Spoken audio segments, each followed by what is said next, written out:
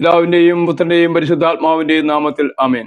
പ്രിയ മക്കളെ, ഇതാ പ്രഭാത വിരുന്നുമായ അന്തരംഗതയിൽ നിന്നുള്ള സുവിശേഷ പ്രഘോഷണം നിങ്ങൾ കേട്ടുകൊണ്ടിരിക്കുന്നു.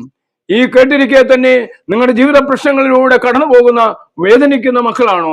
ഈ നോയമ്പ് കാലം നമ്മുടെ ജീവിതത്തെ മാറ്റിമറിക്കണം. അതിനുവേണ്ടി ഓരോ വർഷവും നമ്മൾക്ക് നൽകപ്പെടുന്നത് ദൈവത്തെ അനുഭവിച്ചറിഞ്ഞ് ഈശോയുടെ ദൗത്യം നമ്മളെ ഓരോരുത്തരെയും ഏൽപ്പിക്കാൻ ഈശോ ആഗ്രഹിക്കുന്നു എന്നതാണ്. പ്രിയ സഹോദരങ്ങളെ, ഇതാ നിങ്ങൾ ഈ വചനം കേൾക്കുമ്പോൾ തന്നെ നിങ്ങളുടെ ജീവിത പ്രശ്നങ്ങളെ യേശുവിന് കൊടുക്കാമോ? നിങ്ങൾ എന്ത് തന്നെയാണെങ്കിലും യേശുവെ, അങ്ങയുടെ വചനത്തോട് ഞാൻ ചേർത്ത് വയ്ക്കുന്നു. ഒരു വചനം നിങ്ങളുടെ ഹൃദയത്തിൽ എഴുതപ്പെടുമ്പോൾ ഈശോ നിങ്ങളുടെ കൈകളിലൂടെയും ആ വചനം എഴുതപ്പെടുവാൻ സാധിക്കട്ടെ. അപ്പോൾ ജീവിത പ്രശ്നങ്ങൾ ആ വചനത്തോട് ചേർത്ത് വയ്ക്കാൻ നിങ്ങൾക്ക് സാധിക്കും. അങ്ങനെ കുടുംബം ദൈവത്തിൻ്റെതാക്കി മാറുമ്പോൾ എന്റെ ജീവിതം, നിന്റെ ജീവിതം ദൈവഭവനമായി നമ്മളെ ഓരോരുത്തരെയും മാറ്റുവാൻ ദൈവം ഉപയോഗിക്കും. അതിനുവേണ്ടി ഈശോ നമ്മളെ ഓരോരുത്തരെയും വിളിക്കുന്നു.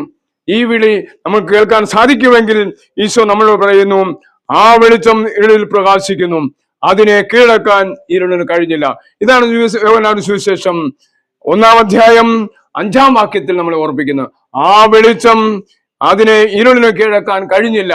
അതുകൊണ്ട് നിങ്ങളെ ഓരോരുത്തരെയും വെളിച്ചം ഇരുളിന് കീഴടക്കാൻ കഴിയില്ല എന്ന ബോധ്യത്തോടു കൂടി ഈ ദിവസത്തെ നമ്മൾ ക്രമപ്പെടുത്താം. ഈശോയുടെ കൂടി ഇരുന്നു കൊണ്ട് നമ്മുടെ ജീവിതത്തെ ദൈവത്തിന് സമർപ്പിക്കാം. നിന്റെ ജീവിതം എവിടെയാണെങ്കിലും, എന്താണെങ്കിലും, ഏതാണെങ്കിലും ദൈവം അതിനെല്ലാം പരിഹാരം ചെയ്യുന്നവനാണ്. അതുകൊണ്ട് നമ്മൾ ഓരോരുത്തരെയും ഈശോയ്ക്ക് സമർപ്പിക്കാൻ പ്രാർത്ഥിക്കാം. നിങ്ങൾ ഷെയർ ചെയ്യണമേ. പ്രത്യേകിച്ച് സുവിശേഷത്തിന് പങ്കാളാകുവാൻ നിങ്ങളെ വിളിക്കുന്നു. അതിനുവേണ്ടി നിങ്ങൾക്ക് നിങ്ങളുടെ പ്രാർത്ഥന ഞങ്ങളെയും അറിയിക്കുക. ഞങ്ങൾ പ്രാർത്ഥിക്കുകയാണ് പിതാവിന്റെയും പുത്രന്റെയും പരിശുദ്ധാത്മാവിന്റെയും നാമത്തിൽ. ആമേൻ.